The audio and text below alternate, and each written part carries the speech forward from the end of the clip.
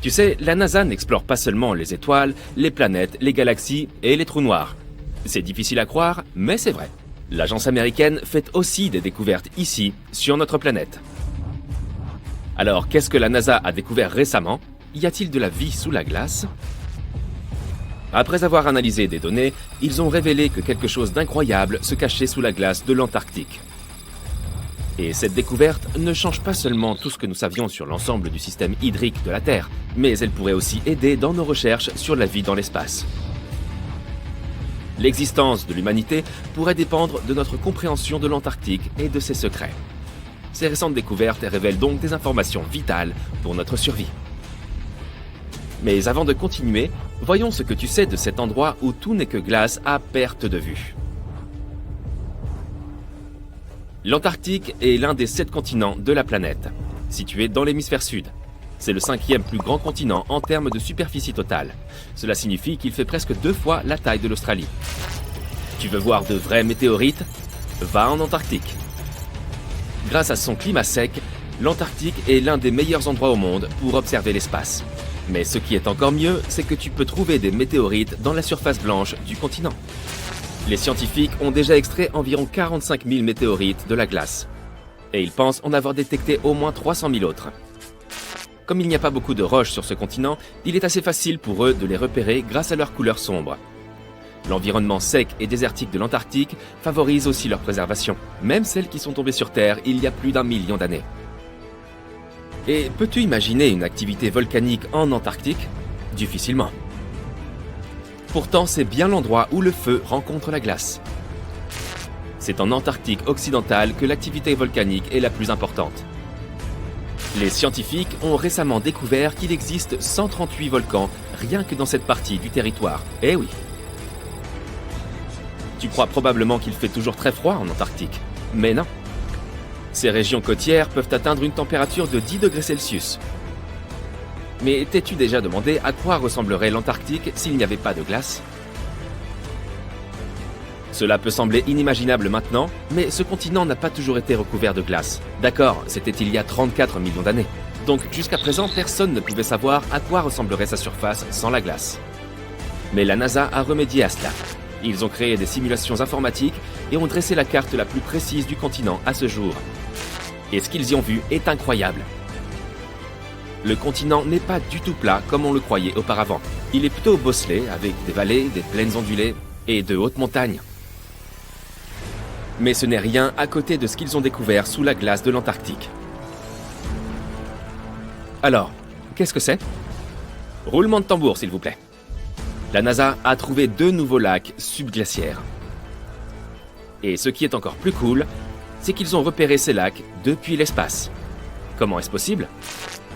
Si ta réponse est grâce à des satellites high-tech, alors tu as raison.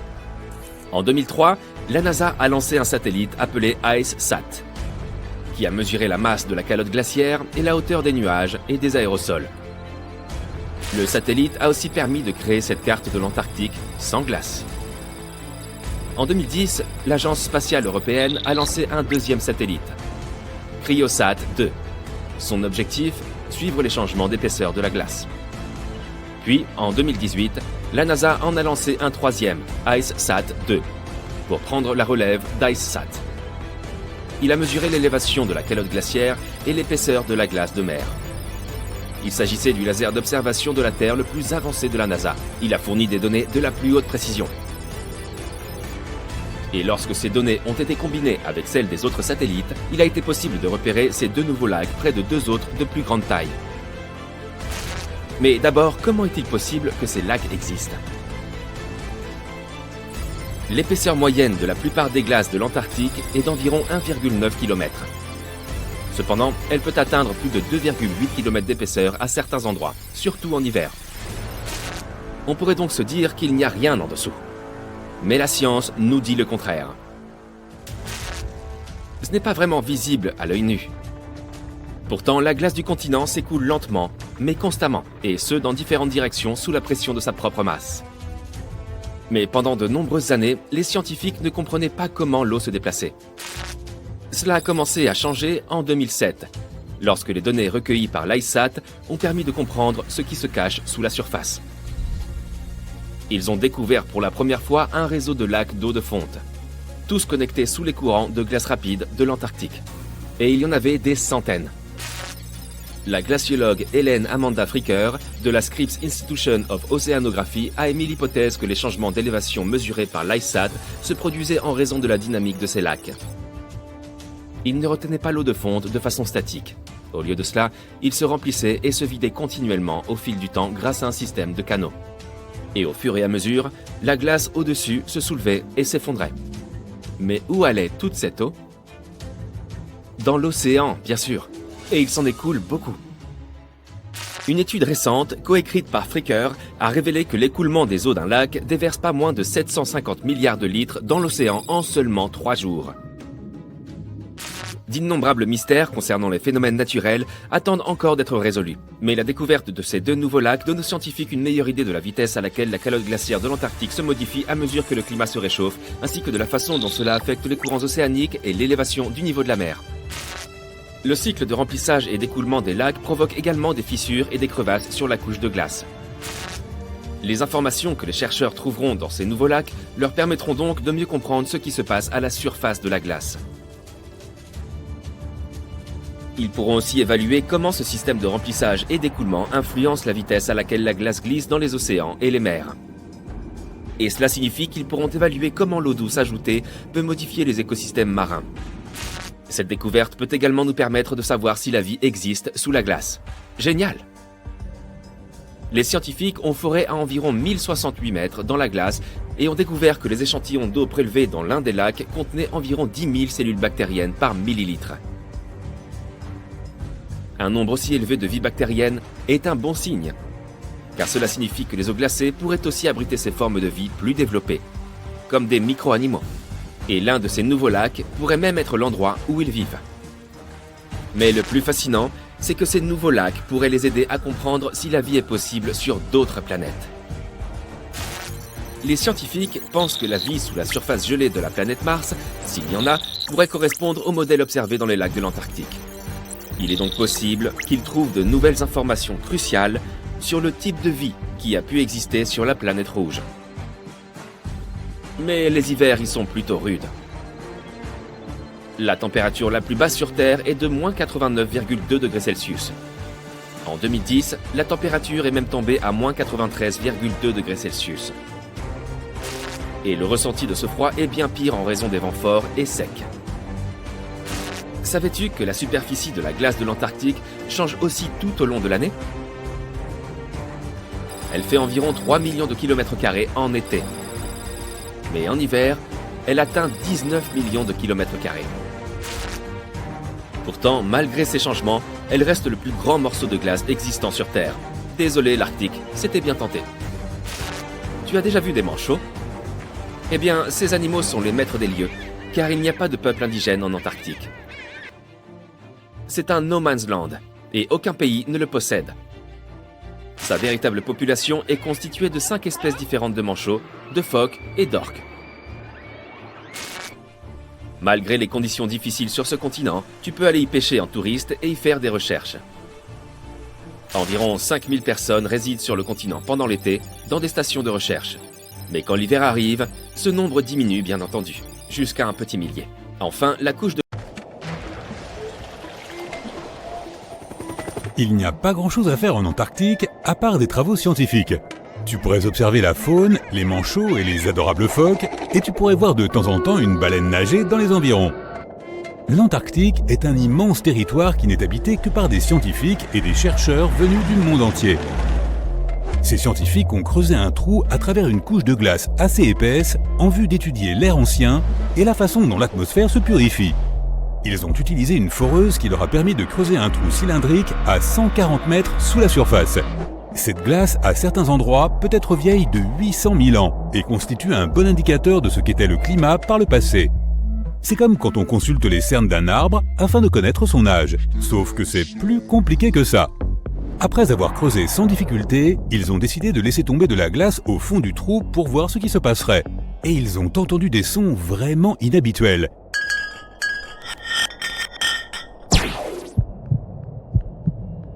Ils avaient l'impression d'être dans un vaisseau traversant un espace semé d'obstacles.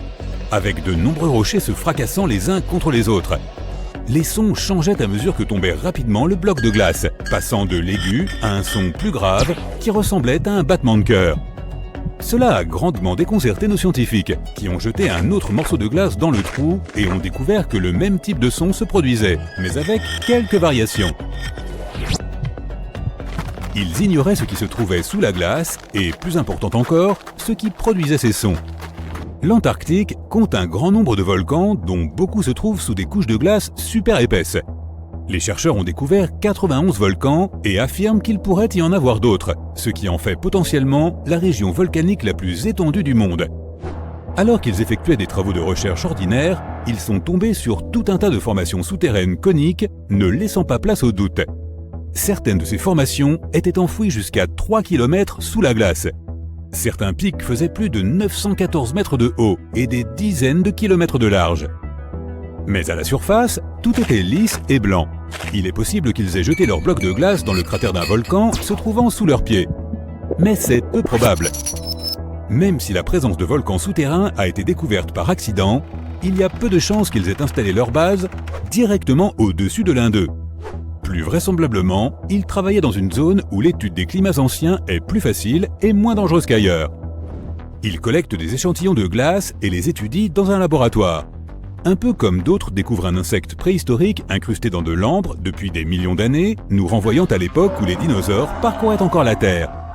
Mais au lieu de petits insectes, ces scientifiques étudient la poussière ancienne, les bulles d'air, les sels marins, les cendres volcaniques et tout ce qui peut provenir de l'environnement. Ils peuvent ainsi savoir comment était le climat à une époque donnée. Ces échantillons de glace pourraient montrer que la calotte glaciaire occidentale de l'Antarctique a fondu lorsque le climat de la Terre s'est réchauffé. Si c'est le cas, il est probable que cela se reproduise. Cela aurait pour conséquence l'augmentation du niveau des mers qui affecterait les villes côtières et les petites îles isolées. Mais les scientifiques ne sont pas encore sûrs de ce qu'ils avancent, malgré certaines preuves à l'appui.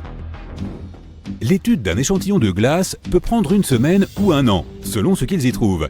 Ils écrasent ou font fondre l'échantillon petit à petit. Et comme pour les cernes des arbres, plus la couche est profonde, plus on remonte dans le temps. Pour étudier les anciennes bulles piégées dans la glace, les chercheurs doivent broyer les échantillons sous une hotte à vide et les en extraire, puis les stocker dans des flacons. Il existe divers instruments et appareils pour l'étude des échantillons de glace, mais comme ils sont très fragiles, toutes les analyses doivent être effectuées dans une salle stérile afin que le matériel ne soit pas contaminé. Les scientifiques doivent porter des combinaisons et des gants et l'air doit être constamment renouvelé. Même quelque chose d'aussi minuscule et insignifiant qu'une empreinte digitale peut anéantir un échantillon.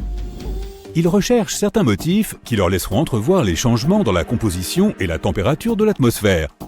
Mais faire tomber un bloc de glace dans un trou n'est pas si grave. S'il émet un son particulier, c'est pour la même raison que le son du klaxon d'une voiture en mouvement est différent de celui d'une voiture à l'arrêt. Le terme scientifique pour cela est l'effet Doppler. Il s'agit du changement de fréquence d'une onde observé quand la distance entre la source et le récepteur varie. Cela ne signifie pas que la fréquence du son change vraiment, elle ne fait que se décaler.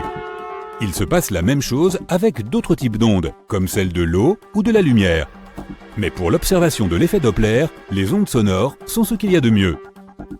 Donc, quand les scientifiques ont laissé tomber leur bloc de glace au fond du trou, les ondes sonores sont remontées et se sont répercutées sur la paroi du cylindre qu'ils avaient creusé. Voilà pourquoi ils ont entendu un son aussi étrange. N'oublions pas que ce bloc de glace avait voyagé à 140 mètres sous la surface. Les navires pétroliers creusent dans la croûte océanique des trous de plusieurs milliers de mètres. Le forage profond de Kola, en Russie, est le trou le plus profond jamais réalisé par l'homme. Il s'enfonce à plus de 12 200 mètres sous la surface, et il a fallu presque 20 ans pour atteindre ces 12 km. Juste au-dessous, on n'est qu'à mi-chemin du manteau terrestre. Par rapport à la taille de la planète, ce trou très profond ne fait littéralement que gratter la surface. Il n'était pas fait pour l'extraction de pétrole et il ne se trouve pas dans l'océan. Le forage a été arrêté en 1992 lorsque les ingénieurs ont découvert que les températures étaient de 37 degrés supérieures à ce qu'ils avaient prévu. Ils l'ont donc abandonné et il ne sert à présent plus à rien. Mais c'est le trou le plus proche du centre de la planète que nous ayons jamais creusé. Et le plus effrayant, c'est que certains des ouvriers entendaient des voix venant de l'intérieur. À Beyrouth, au Yémen, il y a un trou ancien au milieu du désert. Il est en fait plus proche d'Oman que de la capitale Sanaa. Ce trou plonge les habitants comme les experts dans une grande perplexité. Contrairement aux trous de Russie et d'Antarctique, celui-ci n'a pas été créé par l'homme. Ou peut-être que si.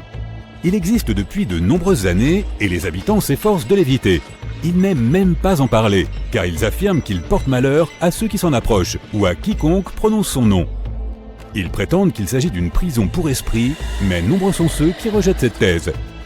Ce trou fait 30 mètres de large et entre 100 et 200 mètres de profondeur. Et il s'en échappe aussi des sons très étranges.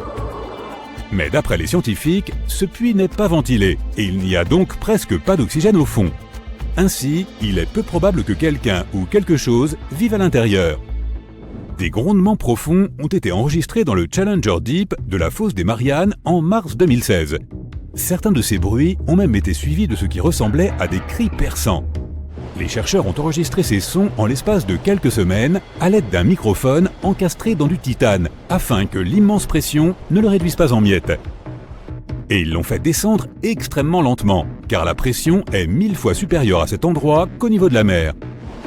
Pendant 23 jours, le microphone a enregistré le son des baleines et celui des bateaux, et même le grondement des tremblements de terre. Mais ils n'ont pas pu déterminer ce qui avait causé ces premiers sons. Ils ne savaient pas si ces bruits avaient une source naturelle ou s'ils étaient produits par les humains. Ils voulaient aussi savoir si ces sons affectaient la vie marine, comme les dauphins et les baleines qui dépendent de l'écolocation. Mais ils n'ont pas trouvé de réponse. Les scientifiques estiment que l'océan est environ 10 fois plus bruyant qu'il y a 50 ans. Avec le développement des technologies de navigation, les sous-marins et les constructions sous-marines, l'océan est de plus en plus bruyant avec le temps. Les aurores boréales s'accompagnent elles aussi de sons dont personne ne parle. On les entend généralement au moment où l'intensité des aurores est au plus haut. Les scientifiques ignorent d'où viennent ces claquements et crépitements lointains, mais à l'aide de microphones spéciaux, ils ont pu localiser ces sons à une hauteur de 70 mètres au-dessus du sol, ce qui est plutôt bas. Ils sont en vérité causés par des charges électriques très puissantes dans certaines zones du ciel. Les orages magnétiques qui sont à l'origine des aurores viennent perturber l'électricité atmosphérique. En conséquence, de minuscules étincelles éclatent dans le ciel, ce qui provoque des claquements et ce faible crépitement. L'Antarctique est le continent le plus isolé de la planète.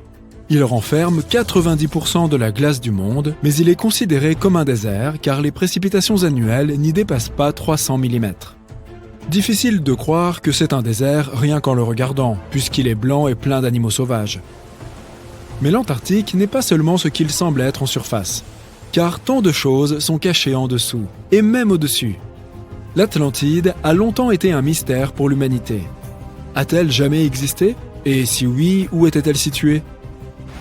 L'une des théories soutient que la civilisation atlante aurait pu prospérer et s'épanouir sur le continent antarctique lorsqu'il n'était pas encore recouvert de glace. En raison des ères cycliques de la Terre, c'est-à-dire l'alternance de périodes de glaciation et de périodes interglaciaires, on pense que l'Antarctique a été à une époque une forêt tropicale.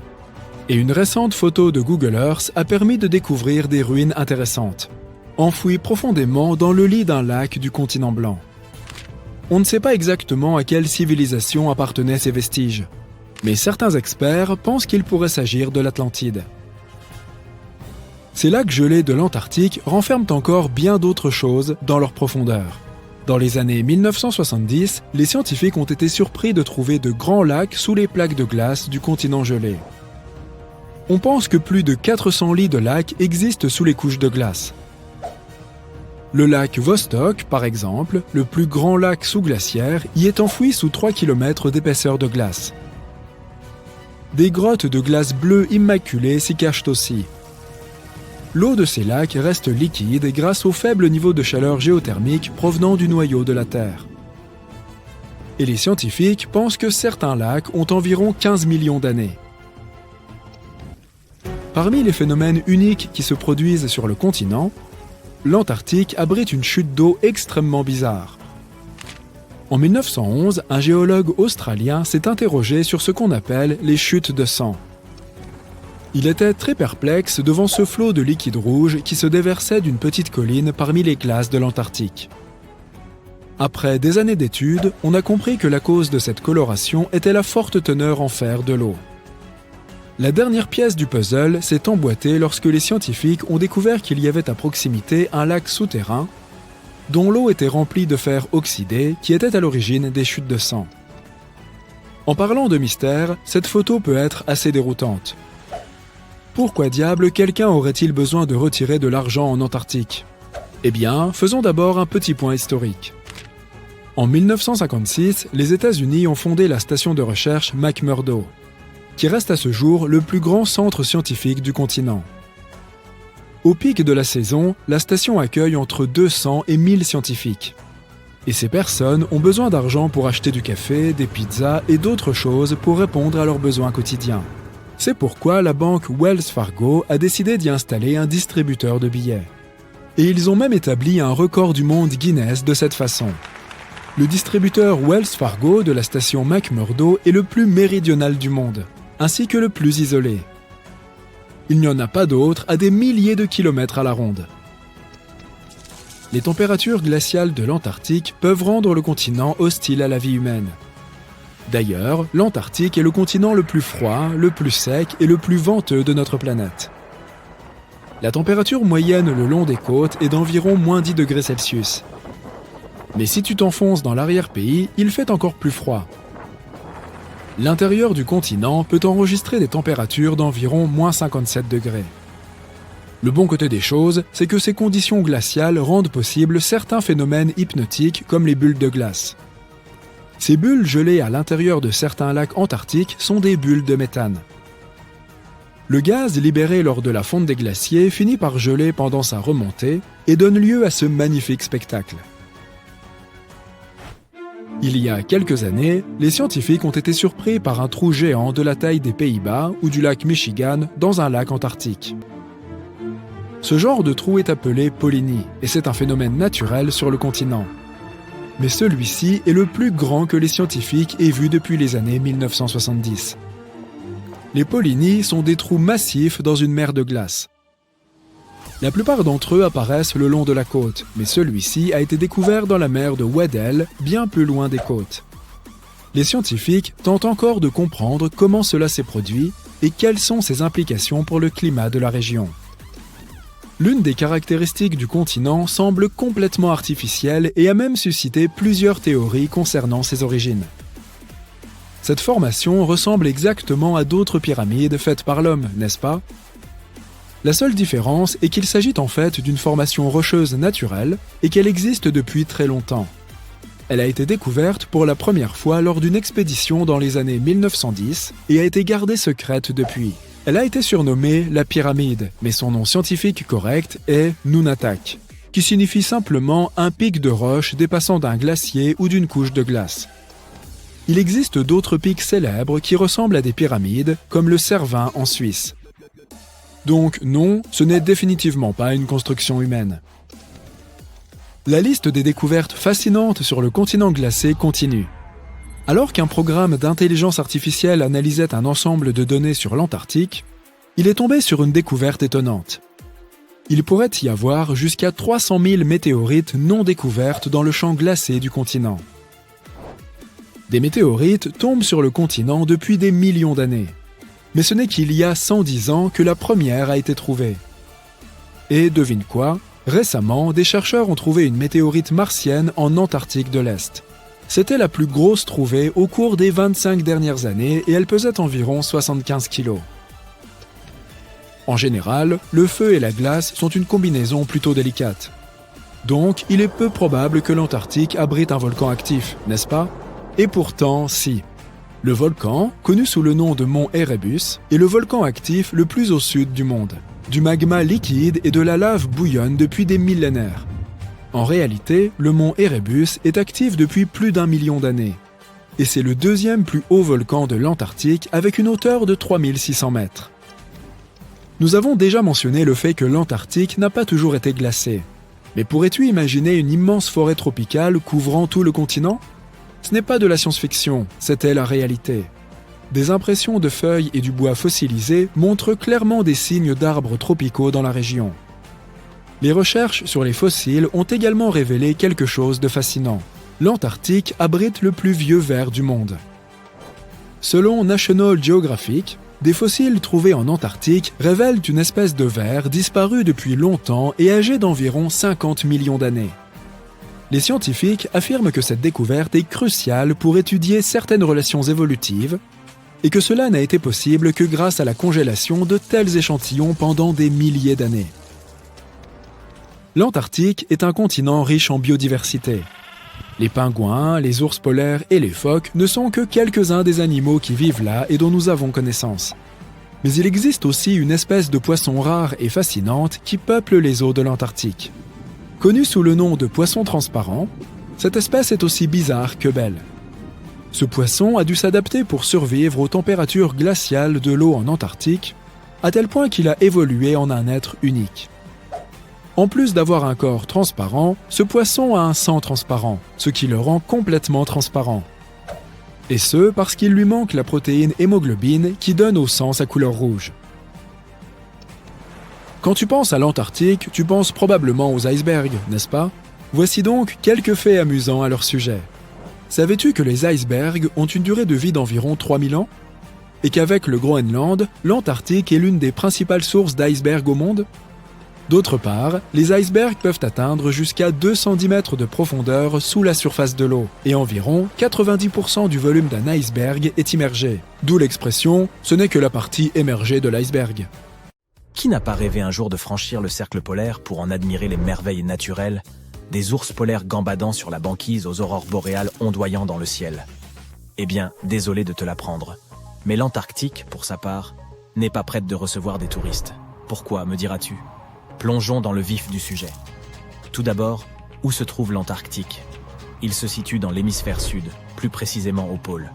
L'océan austral l'entoure et la majeure partie du continent est recouverte de glace, ce qui en fait l'un des endroits les plus isolés et les plus froids de la planète. As-tu déjà rencontré quelqu'un qui ait visité l'Antarctique? Probablement pas. C'est l'un des endroits les moins visités du globe et seule une poignée d'explorateurs chanceux ont pu découvrir l'intérieur du continent, qui est principalement constitué de glaciers et autres champs de glace. Mais crois-moi, la faune et les paysages y sont extraordinaires. Pourquoi ne nous rendrions-nous pas en Antarctique? Tout d'abord, l'environnement y repose sur un équilibre incroyablement fragile et peut être facilement endommagé. De plus, il n'y a pas de population humaine autochtone sur le continent, de sorte que votre voyage reviendrait à visiter une immense île déserte. N'oublions pas non plus que c'est l'une des destinations les plus chères. Malgré tout, l'Antarctique n'est pas exactement gardé comme une forteresse, mais il est régi par un accord international, le traité sur l'Antarctique. Ce dernier a été négocié afin d'empêcher toute activité indésirable sur le continent et interdit certaines formes de tests effectués par les États membres. Mais la principale raison pour laquelle nous ne pouvons pas entrer comme ça dans l'Antarctique est que l'écosystème y est fragile et doit être protégé. Le traité stipule que l'Antarctique ne doit être exploité qu'à des fins pacifiques et qu'il doit être exempt de toute activité humaine susceptible de nuire à l'environnement. Les scientifiques n'ont pas fini d'en apprendre sur l'écosystème unique du continent, et notre activité ou nos machines pourraient perturber l'équilibre délicat qui y règne. Si tu as toujours envie de te rendre en Antarctique, sache qu'il n'est pas facile d'obtenir une autorisation. Les citoyens américains, par exemple, doivent remplir un formulaire spécial et l'envoyer au Bureau des affaires océaniques et polaires. Une fois sur place, il leur faut respecter des règles strictes pour préserver l'environnement, comme ne pas perturber la faune ou emporter de souvenirs tels que des pierres, des plantes ou des animaux. Et techniquement, peut-on vivre en Antarctique? Bien qu'aucune loi n'interdise aux gens d'y résider à titre permanent, il s'agit d'un environnement très inhospitalier et inadapté à l'installation humaine. Les températures peuvent descendre à moins 60 degrés Celsius, voire encore plus bas, ce qui rend presque impossible la survie de quiconque sans l'équipement et l'expérience appropriée. De plus, la Terre la plus proche se trouve à plus de 1600 km, ce qui coupe complètement les habitants du reste du monde. Qui sait, peut-être aurons-nous un jour la chance de visiter ce continent unique et fascinant, mais en attendant, on se contentera de l'admirer de loin. Parlons maintenant un peu de la découverte de l'Antarctique. Contrairement à d'autres endroits déjà peuplés, l'Antarctique n'a jamais eu de population humaine autochtone. Les philosophes grecs de l'Antiquité avaient pourtant une notion de ce continent et l'ont baptisé Antarctos, qui signifie « en face de l'ours ». Les ours dont il est question ne sont pas les ours polaires, mais les constellations de la Grande et de la Petite Ourse, qui ne sont observables que dans l'hémisphère nord. Cette région est donc le contraire du pays de l'ours. À la fin du XVIIIe et au début du XIXe siècle, les navires de chasse à la baleine et aux phoques ont commencé à s'aventurer plus au sud lorsqu'ils doublaient le cap Horn, à l'extrémité de l'Amérique du Sud. On savait que pousser plus loin signifiait souvent des vents plus forts, mais aussi le risque de heurter des icebergs de toute taille. Sius courants imprévisibles pouvaient s'avérer dangereux pour le navire et l'équipage. Le capitaine James Cook aura été le premier à franchir le cercle polaire antarctique le 17 janvier 1773 dans la région de la mer de Ross. Il a atteint un point plus au sud un an plus tard, et bien qu'il n'ait pas vu la Terre, l'a approché de moins de 80 km et a aperçu des dépôts rocheux retenus par des icebergs, indiquant qu'il existait bien une Terre plus au sud. Il est généralement admis que la première observation de l'Antarctique a eu lieu en janvier 1820, lors du voyage de 2 navires commandés par le capitaine Fabian Gottlieb von Bellingshausen et CE, dans le cadre d'une expédition de 2 ans autour du monde à la recherche de nouvelles terres. Les navires du capitaine auraient été les premiers à avoir franchi le cercle antarctique depuis Cook. Le premier débarquement incontesté en Antarctique n'a eu lieu que bien plus tard, le 24 janvier 1895, au Cap Adar, lors d'une escale d'un baleinier commandé par Henrik Bull et judicieusement nommé Antarctique. Un petit canot avec 6, ou peut-être 7, hommes à bord s'est alors contenté de ramer jusqu'au rivage par temps calme. Tu ne le croiras peut-être pas, mais l'Antarctique est en fait un désert. Avec toute cette glace, on pourrait penser qu'il s'agit d'un paysage de conte de Noël, avec des batailles de boules de neige et du chocolat chaud toute la journée. Lorsqu'on pense à un désert, on imagine plutôt des chameaux, des cactus et des gens qui font des pieds et des mains pour trouver de l'eau. Mais en Antarctique, c'est une toute autre histoire. La difficulté n'est pas de trouver de l'eau, mais de trouver quelque chose qui ne soit pas recouvert de glace. Les précipitations moyennes y ont été d'un peu plus de 10 mm au cours des 30 dernières années. Ça ne représente que quelques gouttes de pluie par rapport aux averses que nous connaissons. Techniquement, ce ne sont donc pas les dunes ou la chaleur torride qui font un désert. C'est l'absence de précipitation. Mais ne t'inquiète pas, si tu te perds en Antarctique, tu n'auras pas à craindre d'avoir soif. Veille simplement à emporter une veste et des moufles, car il fait assez froid pour te transformer en sorbet. Non seulement l'Antarctique est l'un des endroits les plus secs de la planète, mais c'est aussi le plus froid, le plus venteux et l'un des plus élevés. Par ailleurs, les manchots et les chercheurs de l'Antarctique ont parfois bien du mal lorsqu'il s'agit de se repérer dans le temps. En effet, contrairement à ceux qui se passent sur le reste de cette grande planète bleue, il n'y a pas de fuseau horaire en Antarctique. Toutes les lignes de longitude se rejoignent en un seul point au pôle sud, ce qui complique quelque peu la tâche lorsqu'il s'agit de déterminer l'heure qu'il est vraiment. Tu te dis peut-être, mais comment les scientifiques et les chercheurs font-ils pour garder la notion du temps là-bas? Bonne question. Ils s'en tiennent généralement au fuseau horaire du pays d'où ils sont partis. Cependant, avec des stations du monde entier réparties sur le continent, les choses peuvent vite devenir un peu bizarres. Imagine que tu essayes de te coordonner avec les pays voisins sans les réveiller accidentellement au milieu de la nuit. On pourrait penser que peu de choses peuvent survivre dans un endroit où la température est aussi basse, où le soleil pointe à peine, et où le vent peut emporter aussi vite qu'un fétu de paille. Eh bien, comme dans de nombreux endroits sur Terre, la vie a également trouvé le moyen d'exister en Antarctique. Crois-le ou non, ce continent gelé est en pleine effervescence. Il abrite des milliards de krill, qui attirent à leur tour de nombreux phoques et plus de manchots qu'il n'est possible d'en compter. Mais ne te fie pas à leur apparence mignonne et câline. Les manchots sont des nageurs hors pair, dont le corps fuselé rendrait jaloux les plus grands médaillés olympiques. Ils se rendent sur le rivage pour se reproduire et se rafraîchir, mais leur véritable talent consiste à se chipper des cailloux entre eux et à former des cercles mathématiquement précis pour conserver leur chaleur. L'Antarctique abrite également la plus grande espèce de manchot sur Terre. Il s'agit du manchot empereur. Certes, ces oiseaux sont bien incapables de voler, mais cela ne signifie pas qu'ils ne savent pas sauter. À vrai dire, certains d'entre eux peuvent effectuer des bonds de 3 mètres hors de l'eau. Et n'oublions pas les phoques, avec leur corps poilu et leur chant mélodieux. Ces mammifères marins sont également protégés par le traité sur l'Antarctique et prospèrent dans les eaux fraîches de l'océan austral. Mais les véritables vedettes du spectacle sont les baleines. Pendant l'été antarctique, ces énormes créatures viennent en masse pour se repaître d'une abondance de krill. C'est un véritable buffet pour les baleines. Tu sais, la NASA n'explore pas seulement les étoiles, les planètes, les galaxies et les trous noirs. C'est difficile à croire, mais c'est vrai. L'agence américaine fait aussi des découvertes ici, sur notre planète. Alors, qu'est-ce que la NASA a découvert récemment? Y a-t-il de la vie sous la glace? Après avoir analysé des données, ils ont révélé que quelque chose d'incroyable se cachait sous la glace de l'Antarctique. Et cette découverte ne change pas seulement tout ce que nous savions sur l'ensemble du système hydrique de la Terre, mais elle pourrait aussi aider dans nos recherches sur la vie dans l'espace. L'existence de l'humanité pourrait dépendre de notre compréhension de l'Antarctique et de ses secrets. Ces récentes découvertes révèlent donc des informations vitales pour notre survie. Mais avant de continuer, voyons ce que tu sais de cet endroit où tout n'est que glace à perte de vue. L'Antarctique est l'un des 7 continents de la planète, situé dans l'hémisphère sud. C'est le 5e plus grand continent en termes de superficie totale. Cela signifie qu'il fait presque 2 fois la taille de l'Australie. Tu veux voir de vrais météorites? Va en Antarctique. Grâce à son climat sec, l'Antarctique est l'un des meilleurs endroits au monde pour observer l'espace. Mais ce qui est encore mieux, c'est que tu peux trouver des météorites dans la surface blanche du continent. Les scientifiques ont déjà extrait environ 45 000 météorites de la glace. Et ils pensent en avoir détecté au moins 300 000 autres.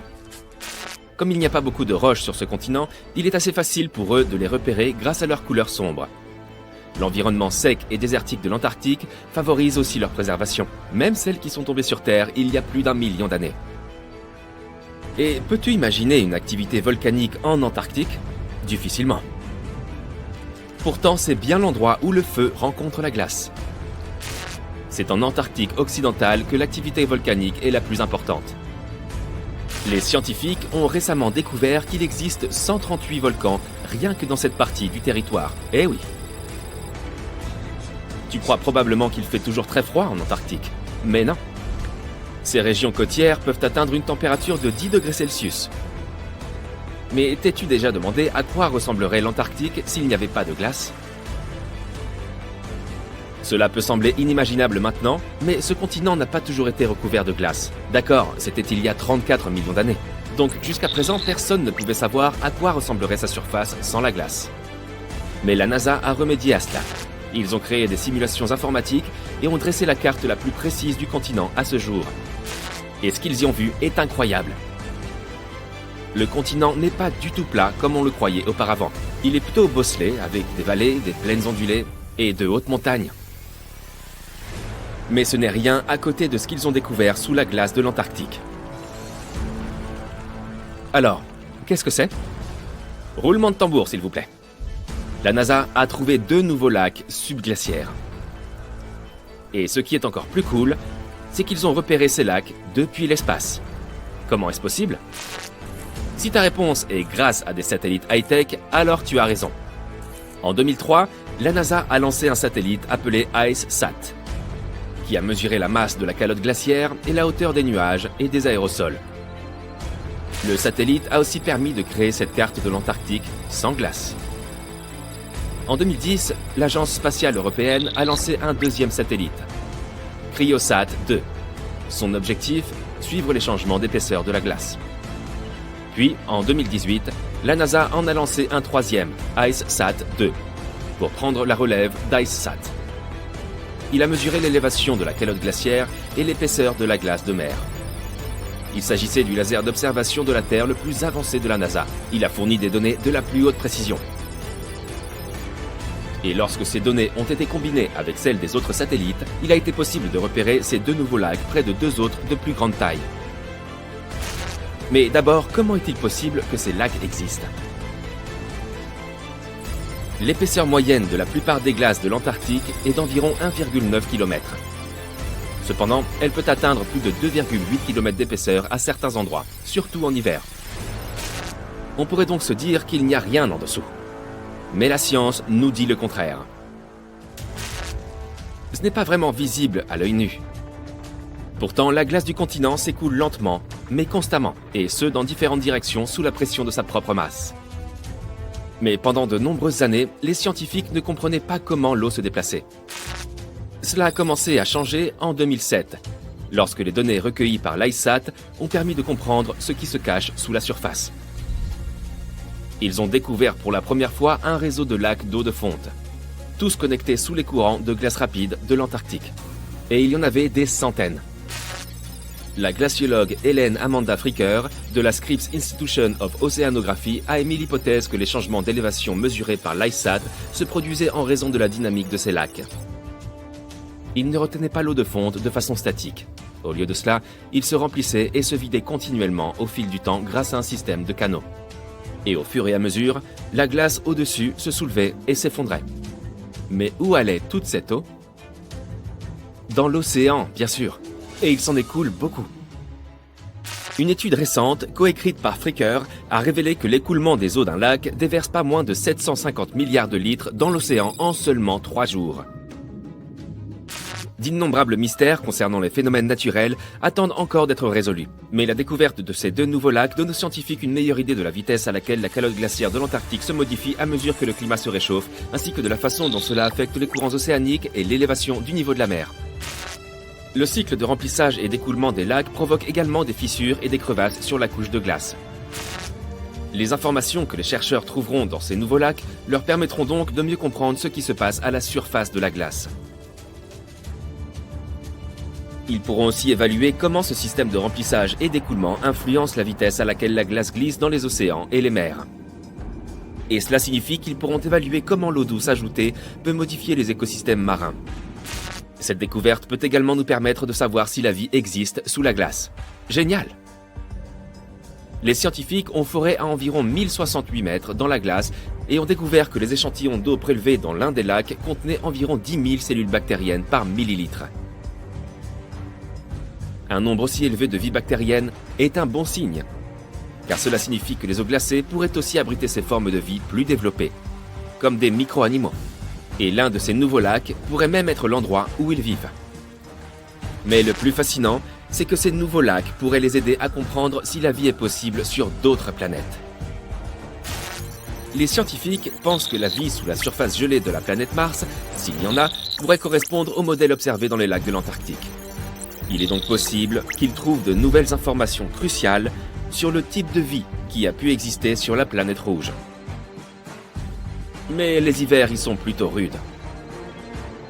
La température la plus basse sur Terre est de moins 89,2 degrés Celsius. En 2010, la température est même tombée à moins 93,2 degrés Celsius. Et le ressenti de ce froid est bien pire en raison des vents forts et secs. Savais-tu que la superficie de la glace de l'Antarctique change aussi tout au long de l'année ? Elle fait environ 3 millions de kilomètres carrés en été. Mais en hiver, elle atteint 19 millions de kilomètres carrés. Pourtant, malgré ces changements, elle reste le plus grand morceau de glace existant sur Terre. Désolé l'Arctique, c'était bien tenté. Tu as déjà vu des manchots ?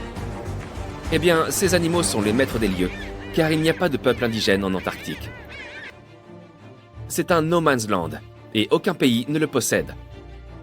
Sa véritable population est constituée de 5 espèces différentes de manchots, de phoques et d'orques. Malgré les conditions difficiles sur ce continent, tu peux aller y pêcher en touriste et y faire des recherches. Environ 5000 personnes résident sur le continent pendant l'été, dans des stations de recherche. Mais quand l'hiver arrive, ce nombre diminue bien entendu, jusqu'à un petit millier. Enfin, la couche de... Ouf! Cet été aura été plus chaud que jamais. Nous avons l'impression d'être des brochettes de guimauve cuites sur le grill. Certes, le monde devient plus chaud, mais certaines régions ont toujours dû lutter contre des températures élevées. Il s'avère que les gens avaient aussi des inventions pour se rafraîchir dans l'Antiquité. Et certaines d'entre elles fonctionnent toujours, même 3000 ans plus tard. Voyons comment les gens se sont protégés de la chaleur tout au long de l'histoire. Mets un glaçon dans ton soda et prépare-toi à découvrir comment les gens survivaient à la chaleur. En parlant de glaçons, sais-tu que les Perses avaient mis au point un système de stockage de la glace ? Dans les déserts de la Perse ancienne, les gens ont eu une idée hors du commun pour éviter que leur nourriture ne se transforme en gâchis à moitié fondu. Ces Perses ingénieux sont tombés sur une astuce de physique qui leur a permis de créer de la glace au milieu du désert. Ils ont appelé ces structures yakshals, ce qui signifie en fait puits de glace. Ces puits de glace n'étaient pas des glaciers ordinaires. Ils s'étaient comme des réfrigérateurs souterrains secrets. De l'extérieur, les yakshals ressemblaient à des structures faites de briques et de boue en forme de dôme. Mais à l'intérieur, c'était un tout autre monde. Ces fosses à glace étaient dotées d'un système de refroidissement par évaporation qui fonctionnait comme par magie. La nuit, lorsque le désert se refroidissait, les Perses exploitaient l'effet de refroidissement radiatif. Ils ont aménagé des tranchées intelligemment conçues pour contenir de fines couches d'eau. L'eau gelait, défiant la chaleur du désert. Il y avait aussi des aires de stockage souterraines. Les Perses récupéraient de l'eau glacée qui fondait dans ces tranchées fraîches et, pendant la nuit, ils la congelaient à nouveau, tirant ainsi le meilleur parti possible du refroidissement naturel du désert. Pour ajouter à cet effet de refroidissement, ils ajoutaient un mur pour abriter les zones de stockage du soleil brûlant de la mi-journée. Et ce n'est pas tout. Ils disposaient d'une fantastique structure appelée le Badgair, qui captait la brise et la dirigeait directement vers les fosses de glace. De l'air frais et une brise glacée, la combinaison gagnante. Ils disposaient même de canaux complexes, appelés des kanates, pour acheminer l'eau des montagnes voisines jusqu'aux puits de glace et aux maisons. Au fil du temps, ces yakshals sont tombés en désuétude, et la technologie moderne a pris le dessus. Mais il y a aussi de bonnes nouvelles. En Iran, des gens formidables restaurent ces anciennes glacières. Alors, si tu te retrouves un jour dans ce désert, n'oublie pas de visiter ces sites incroyables et d'assister en direct au génie des anciens Perses. Maintenant, on aimerait se concentrer davantage sur ces attrape-vents parce qu'ils ne servent pas seulement à fabriquer des glaçons, mais aussi à se refroidir. À l'époque, ces merveilles architecturales ingénieuses faisaient fureur dans des contrées comme la Perse, l'Égypte et le Moyen-Orient. Imagine des structures en forme de tour avec des ouvertures à différents niveaux, stratégiquement placées, pour exploiter la puissance de la brise naturelle. Ces ouvertures étaient nues comme des portails magiques pour le vent. Elles captaient ces rafales rafraîchissantes et les guidaient directement dans les espaces de vie des habitations. En fait, il s'agissait de climatiseurs naturels. La brise s'écoulait gracieusement vers le bas, rafraîchissant le sol tout en virevoltant à travers le bâtiment. Le secret réside ici dans les détails. La hauteur de la tour, le nombre de côtés, les ouvertures et le positionnement des pales intérieures. Tuju unrolled dans l'efficacité des tours éoliennes. Grâce à ces capteurs de vent, les sociétés anciennes pouvaient profiter de températures intérieures agréables sans trop transpirer. Peux-tu imaginer vivre à cette époque? Sentir la douce brise souffler dans ton palais, te procurant une sensation de fraîcheur et de bien-être? On attribue souvent aux Perses l'invention de ces impressionnants attrape-vents. Mais n'oublions pas l'Égypte. On y trouve des traces de structures similaires, datant de 1300 ans avant notre ère. Oui, l'invention des attrape-vents peut être eu lieu dans l'Égypte ancienne, mais c'est à Yazd, en Iran, que l'on trouve le plus grand nombre d'entre eux. Les vents n'auraient pas pu y vivre sans ces anciennes climatiseurs, car ils ne pouvaient pratiquement passer dans cette région tout au long de l'année. Observons maintenant ces extérieurs perforés à double paroi. Imagine que tu habilles un bâtiment d'un écran perforé sophistiqué. C'est comme si tu donnais un coup de jeûne à l'extérieur tout en gardant la fraîcheur à l'intérieur. Cette technique de génie permet tout d'abord de disperser la lumière du jour sans que les rayons du soleil ne nous aveuglent. L'écran fait également de l'ombre, offrant à l'intérieur du bâtiment un répit bien mérité contre le soleil ardent. Il s'agit en quelque sorte d'un chapeau de plage naturel pour ta maison. En plaçant cet écran à environ 1 mètre des murs extérieurs, on crée un couloir de rêve où l'air frais circule librement.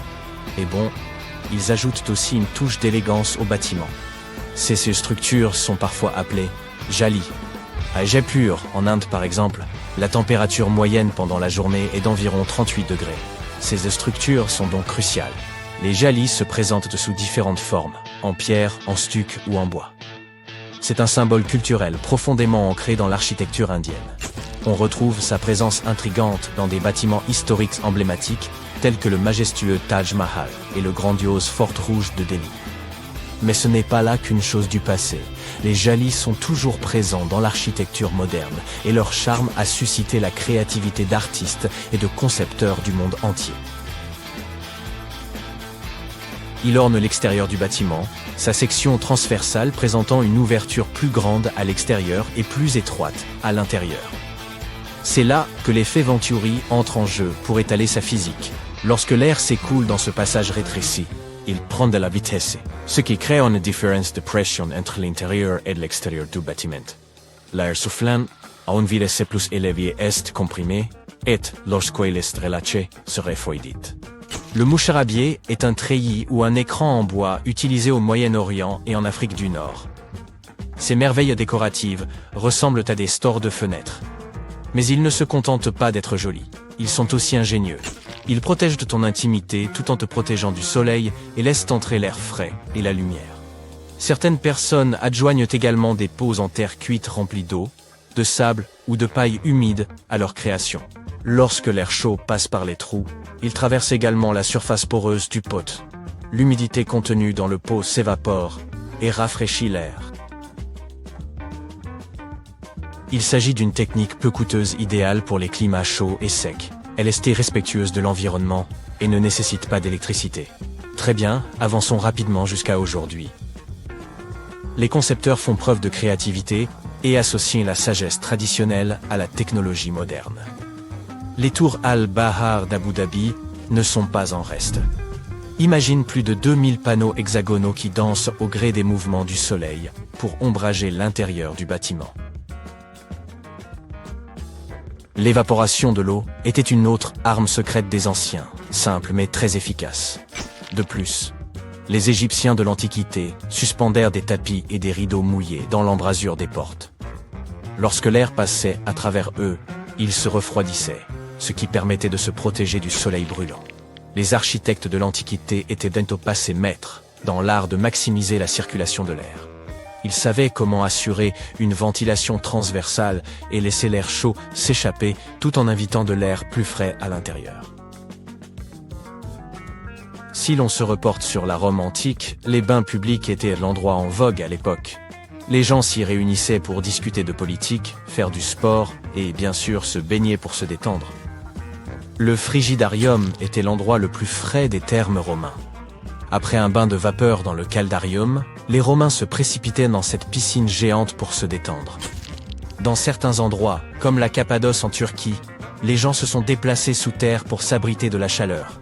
Ils y ont creusé des maisons douillettes, à même la roche volcanique, exploitant les pouvoirs de refroidissement naturel de la Terre. La leçon à tirer est donc simple. Les architectes et les concepteurs peuvent créer des merveilles en combinant les traditions locales et des technologies de pointe. La vallée de la mort, en Californie, s'enorgueillit d'avoir la température la plus élevée, officiellement enregistrée à ce jour, avec 57 degrés en 1913. Quant au record de chaleur en Afrique, il s'élève à 55 degrés, relevé en 1931 à Kébili, en Tunisie. En Europe, la température la plus élevée jamais enregistrée a atteint près de 49 degrés en Sicile en août 2021.